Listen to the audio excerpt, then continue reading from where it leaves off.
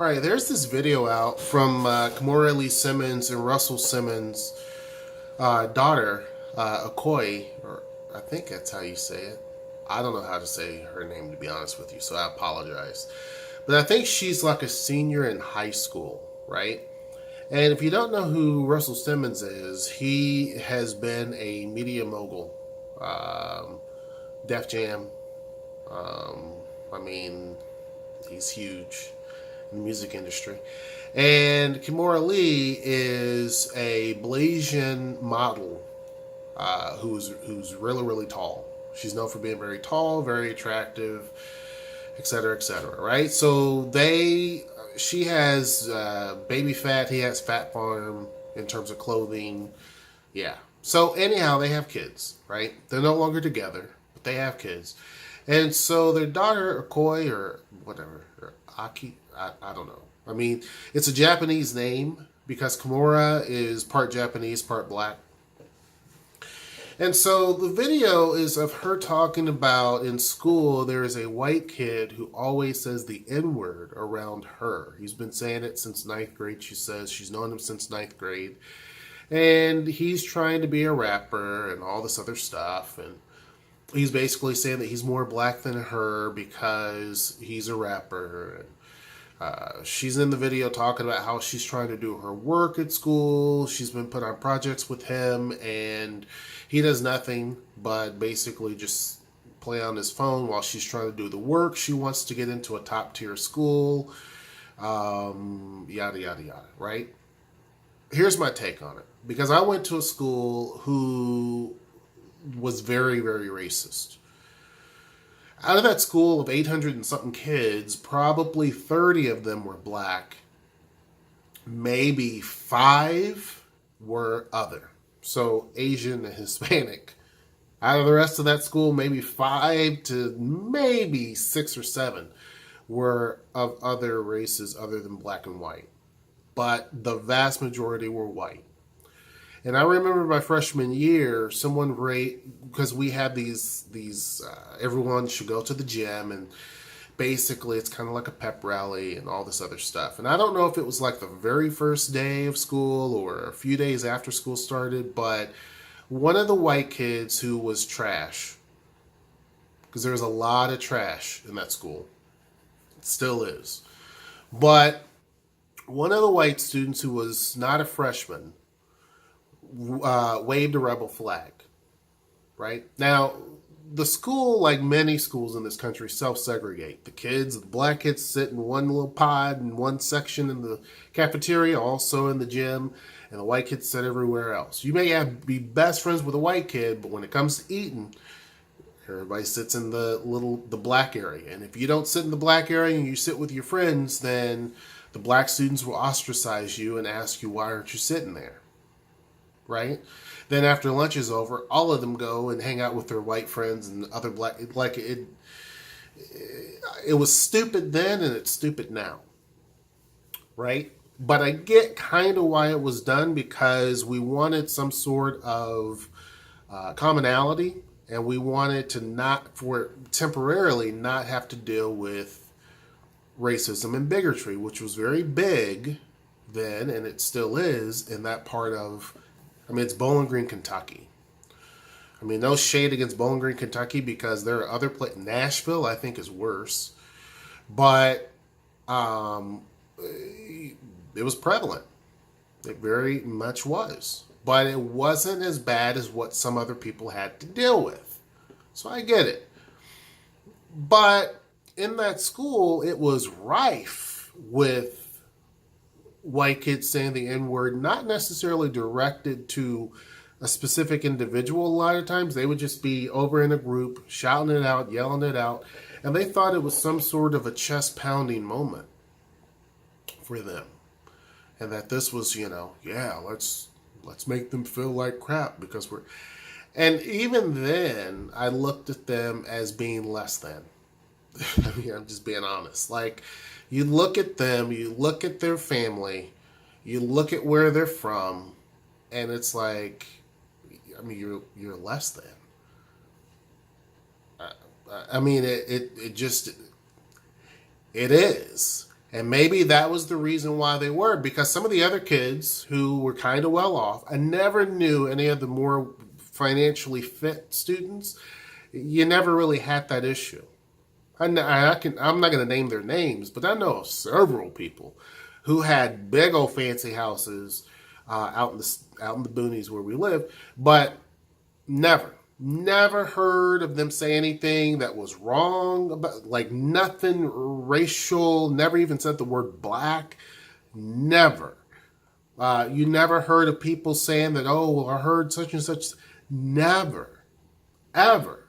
And I would say the vast majority, I would say probably of the white student population, at least 90%, that was the case. There was that 10% that was the problem. And out of that, you had even less. You had the ringleaders who basically championed that, and then you had their followers who were kind of like, well, since my friend is this way, then I'm going to chime in. So I get where Aoki is coming from. It's a bit annoying, right? Now, the students who were like that didn't do nothing with their life. That's not a shocker. I mean, they didn't. I mean, I go back to Kentucky every now and again. I kept up with some of the people that, the people who I knew that were not a racist ended up being doctors, attorneys, vets, you name it. And then those folks, the bigots, they just continue after generation doing the same thing. So it's like they didn't do nothing with their life. You know what I mean? Like, it's just, these are facts. So, I understand her position that she's in school and you have this dude who is basically useless. She's doing all the work on projects. He's doing nothing. And he's just constantly trying to be a jerk because he thinks that means something. Newsflash. For some people, the N-word is not, it's an annoyance. Some people, you lose all your teeth. You get beat down pretty bad. Other people, it's an annoyance. Like I look at, here's the way I look at things. Anyone can have an opinion, just like anyone has a butt with a hole in it.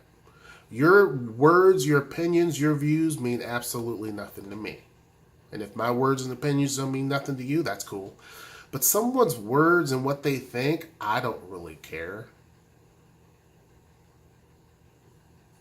I mean, unless you have some sort of special power and you're some sort of deity, I don't really care what some other person's view is. I don't care what a group of people's views are. I don't care. Doesn't matter to me. But this young lady comes from a prestigious family, so you have someone who's trying to say, well, look, you come from a dad who is big in the hip-hop industry, so I'm a rapper. Now, it could be that he may like her, because sometimes you know how that goes. It could be that maybe he's like, if I harass her enough, I can get some possibility of her dad. But the reality is he's not going to be no rapper. And he's going to continue to do the same stuff. Now, I don't know. I mean, it's LA. He could come from a well-to-do family. I mean, given the fact that they're in school. I don't know what school it is. I don't know if it's a private school, public school. I don't know any of that, right? But to me, there's a couple of different things. One, there's a segment of the black community that wants to say if both parents aren't black, then the kid isn't black, which is stupid. Because that obviously, I've seen many of people who were mixed. Maybe their mom was white, their dad was black, and I went to school with them who faced the same crap from bigots that I did or anybody else. They didn't care. They don't care. To a bigot, they don't care if you have one parent who's white and the other one's, whatever. They don't care. If you're not exactly white and white, they got an issue with you. So when you look at someone like Aoki, or whatever her name is, I apologize if it's wrong. She's got more black in her than Japanese. There's still some black folks who say, well, she ain't black. Even though she faces the same crap that the other black students there face. So that shows that argument is flawed. That may be your opinion, but that's not the reality, because there's a lot of people who, and that's one of the reasons why when I hear people talk and say that stuff, I sit back and just shake my head, because they don't know what they're talking about. Maybe in your community, if you're around nothing but just all black folks, your view is going to be different because you haven't been exposed to other viewpoints. You haven't been exposed to the people who literally went to a school or went into society, and you have people who are mixed who face a lot of the same stuff that people who are not mixed face. The other part of this is that no matter where you are, there's plenty of racism. People will say, well, don't go to place. You have some folks who will say, well, don't move to places like Seattle because there's a lot of racism. Los Angeles is full of black folks. And yet you still have this type of issue.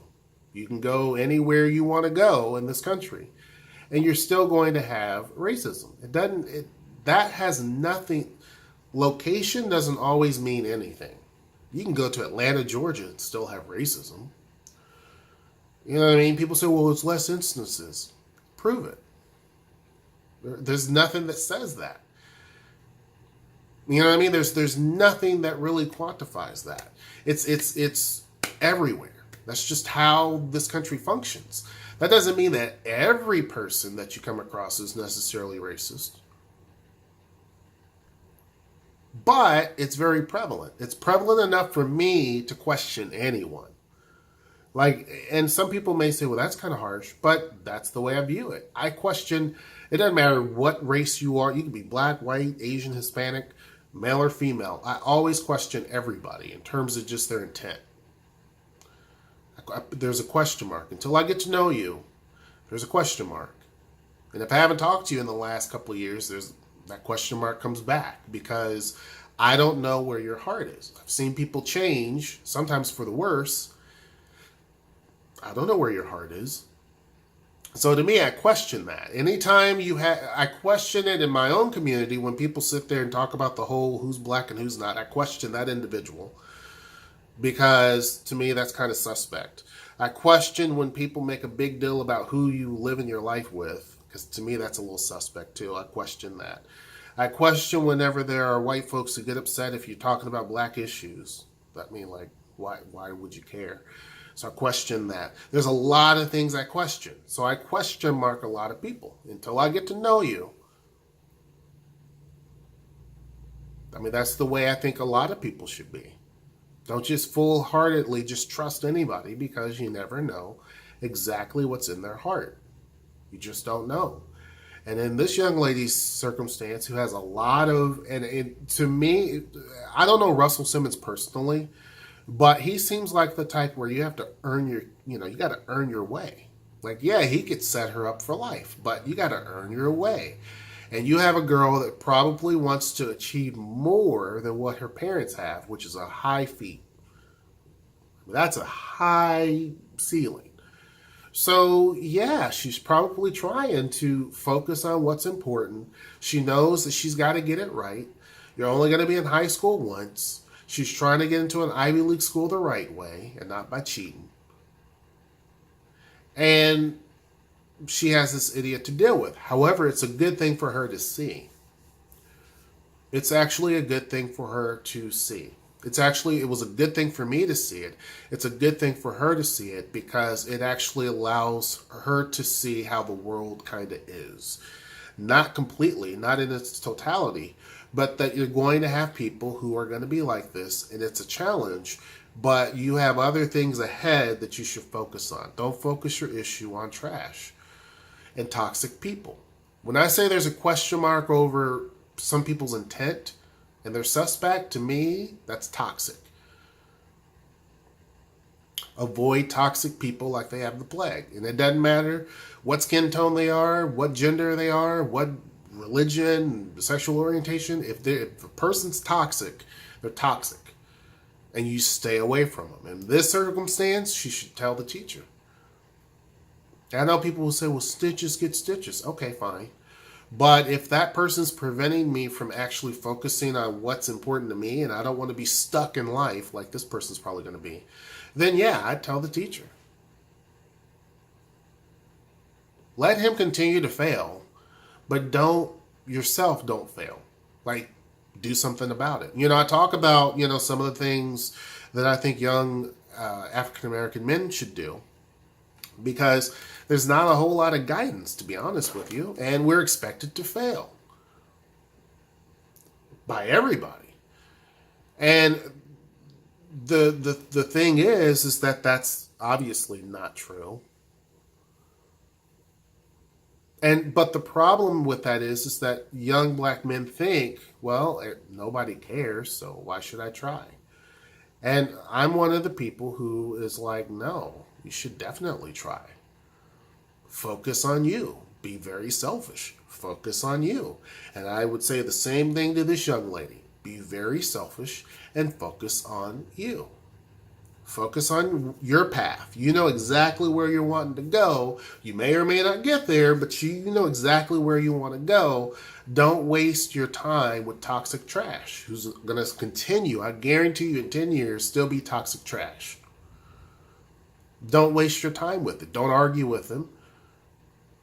The people who I say are suspect when they question all these things, your blackness, that can be black or white, relationships, and they question that any of that type of stuff, or the people who say racist stuff or what have you, toxic people like that,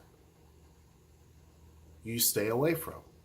There's no point of arguing with them because you're never going to, what are you arguing for? Their mind is made up, so you're never going to convince them to change their view. Why waste that time? I'm not their teacher. I'm not their parent. So my job is to focus on what's going to improve me and get the future that I want to get to. They can waste their time in their own mental debate. And so I think that this young lady here just had enough and finally vented on her social media account. I think it was Instagram. Yeah. So she vented on that because she was frustrated. But I think that instead of having that as a distraction, she needs to definitely notify her teacher and let them handle that issue. Notify the principal, notify folks that can actually do something about it, and make sure that she's no longer forced to be on a team with this guy. You know what I mean? Like, I think that's the way that she should go. But anyhow, you let me know what you think about this. Make sure you like, share, and subscribe. And until next time, I will see you. Excuse me. Take care.